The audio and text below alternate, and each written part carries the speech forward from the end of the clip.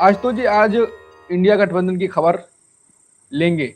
बैठक तो हुई लेकिन कोई जो बाहर आया, राहुल को नेता नहीं माना। आज तो जी अगर नेता नहीं मानेंगे राहुल गांधी को, एक साथ में मिलकर एक टीम के तौर पे काम करेंगे तो दिक्कत क्या है?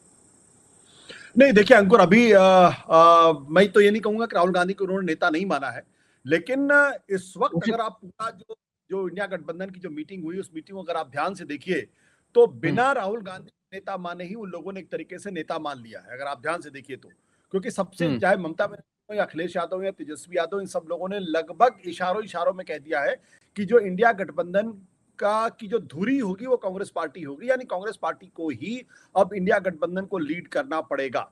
ये बात जो हाँ। पहले 2024 के पहले का जो इंडिया गठबंधन था, उसमें ये बात इतने स्पष्ट तरीके से लगभग अनुपस्थित सी दिखाई पड़ती थी। और अगर हम्म। कांग्रेस पार्टी अगर इस इंडिया गठबंधन की धुरी बनेगा, या कांग्रेस पार्टी अगर इंडिया गठबंधन को लीड करेगा, तो इसका अर्थ सीधा सा है कि राहुल गांधी उसको लीड करेंगे। तो अभी औपचारिक तौर पर इंडिया गठबंधन ने किसी को अपना नेता नहीं माना है। लेकिन अगर आप हाँ। ध्यान से देखिए तो ये पहली मीटिंग हुई है, इस पहली मीटिंग में एक चीज की सबसे ज्यादा कमी है। वो क्या? उन्होंने ये तो कह दिया कि अगली मीटिंग हमारी 2 महीने के बाद होगी। उससे ये हम्म। इंप्रेशन जा रहा है कि देखिए, इंडिया गठबंधन के लोग तो बहुत ही गंभीर हैं और अब वो एक साथ आना चाहते हैं, रेगुलर मीटिंग करना चाहते हैं, आपस में विचार विमर्श करना चाहते हैं, कोई साझा रणनीति बनाना चाहते हैं। इन सब चीजों को लेकर एक परसेप्शन जरूर बनता हुआ दिखाई पड़ रहा है। लेकिन आप जानते हैं, राजनीति के अंदर 2 महीने का वक्त बहुत लंबा वक्त होता है। अभी हम जून के महीने में है, मानसून अभी दिल्ली पहुंचा नहीं है, और अगस्त के महीने में जब मानसून पूरी तरीके से पहुंच जाएगा, उमस खूब जबरदस्त होगा। इन 2 महीनों के अंदर भारत की राजनीति में क्या बदलाव होगा, ये कोई नहीं जानता। हम्म।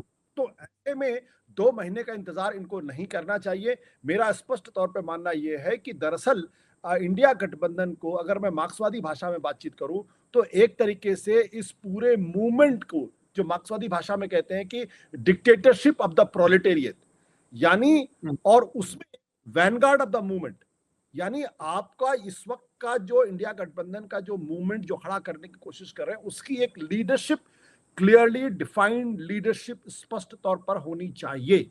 यानी वैनगार्ड ऑफ द मूवमेंट होना चाहिए, क्लियरली डिफाइंड लीडरशिप होनी चाहिए। वो चाहे 3 आदमियों की एक कमेटी बना ले, चाहे 5 लोगों की कमेटी बना ले, चाहे 7 लोगों की का पॉलिट ब्यूरो बना ले, लेकिन उसको फौरन अगले 1 हफ्ते के अंदर आप ये बात स्पष्ट करेंगे कि ये 3 लोग या ये 5 लोग या ये 7 लोग हैं जो 25 दलों की नुमाइंदगी करेंगे, और जो ये तय करेंगे उसके आधार पे जो इंडिया गठबंधन का जो मूवमेंट है वो आगे चलेगा।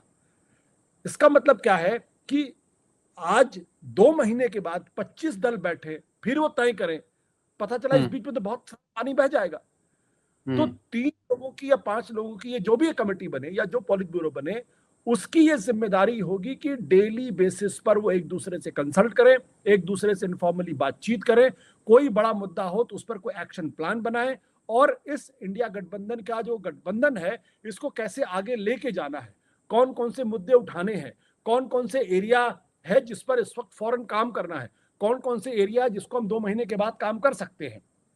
जैसे कि अगले कुछ महीनों के अंदर उत्तर प्रदेश के अंदर चुनाव होने वाले हैं, उत्तराखंड के अंदर चुनाव होने वाले हैं, साथ ही साथ पंजाब में भी चुनाव होगा। तो इन राज्यों को अभी प्रायोरिटी पर लेना चाहिए और वहां पूरी ताकत झोंकनी चाहिए। ये जो कमेटी बने, ये कमेटी एक एक्शन प्लान बनाए, एक्शन प्लान बना के जो 25 दलों के नेता है उनको सर्कुलेट करके उनके आधार पर एक योजना पर काम करें, तब तो इसका फायदा है।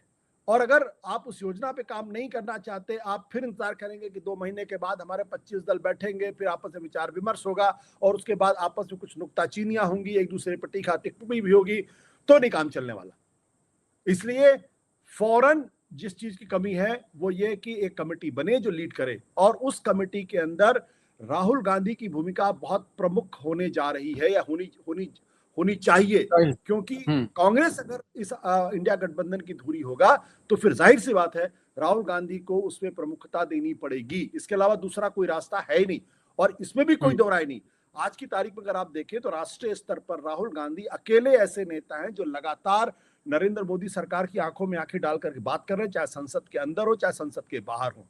तमाम जो मुद्दे नए खड़े हो रहे हैं, उन मुद्दों पर भी वो लगातार अपनी राय रख रहे हैं, उस पर लड़ते हुए दिखाई पड़ रहे हैं। नीट का प्रश्न हो, सीबीएसई का सवाल हो, इन दोनों मसलों के ऊपर अकेली कांग्रेस पार्टी है, और उनके नेता राहुल गांधी है, और उनका संगठन एनएसवाई है, जो इस वक्त जगह जगह जो है वो वो लगातार प्रदर्शन कर रहा है, लाठियां खा रहा है, वाटर कैनन झेल रहा है, टीयर गैसेस को झेल रहा है। आप मुझे बता दीजिए कि नीट के ऊपर अखिलेश समाजवादी पार्टी का क्या रुख है? समाजवादी पार्टी के कितने लोग कार्यकर्ता सड़क पर उतर के बातचीत कर रहे हैं? तेजस्वी यादव यंग हैं, अभी 40 साल की भी उनकी उम्र नहीं होगी, ज्यादा से ज्यादा 40 के आसपास होंगे। उनको सबसे पहले नीट और सीबीएसई के मुद्दे को लपकना चाहिए, सीधे उसके ऊपर अपने यहाँ एक आंदोलन शुरू करना चाहिए जो बिहार से शुरू हो। क्या बिहार में सीबीएसई के छात्र नहीं है? क्या बिहार में नीट के छात्र नहीं है? अखिलेश यादव को उत्तर प्रदेश में क्या नीट और सीबीएसई के छात्र नहीं है? तो क्यों चुप बैठे हुए? किसने इनको रोक रखा है? और फिर आप कहेंगे कि नहीं जो है इंडिया गठबंधन की लीडरशिप तो मिलके चलेगी। बिल्कुल नहीं चलेगी। इंडिया गठबंधन की लीडरशिप के हाथ में होगी जो रोज आंदोलन करने के बारे में तैयार हो, जो लोग जो लगातार रोज मुद्दों को सिर्फ ट्विटर पे नहीं बल्कि हकीकत में वो नरेंद्र मोदी सरकार के सामने चुनौती के तरीके से रखे। अगर ऐसा कोई करने वाला है तो एकमात्र नेता राहुल गांधी ही है। और अगर अखिलेश यादव को लीडरशिप लेनी है तो अखिलेश यादव को भी सड़क पर उतरकर उनके छात्र संगठन को भी उसी तरीके से लाठी डंडे खाने पड़ेंगे जैसे एनएसवाई के लोग लाठी डंडे खाते हुए इस वक्त दिखाई पड़ रहे हैं।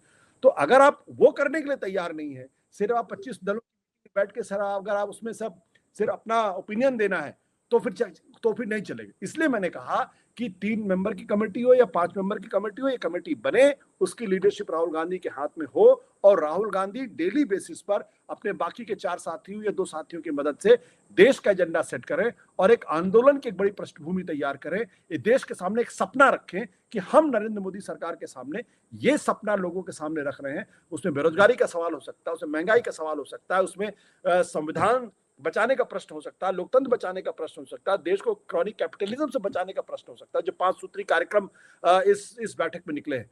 अगर आप 2 महीने का इंतजार करेंगे तो फिर कुछ होने जाना नहीं है।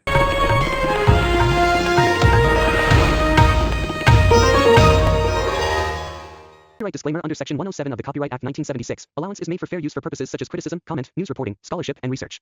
Fair use is a use permitted by copyright statute that might otherwise be infringing.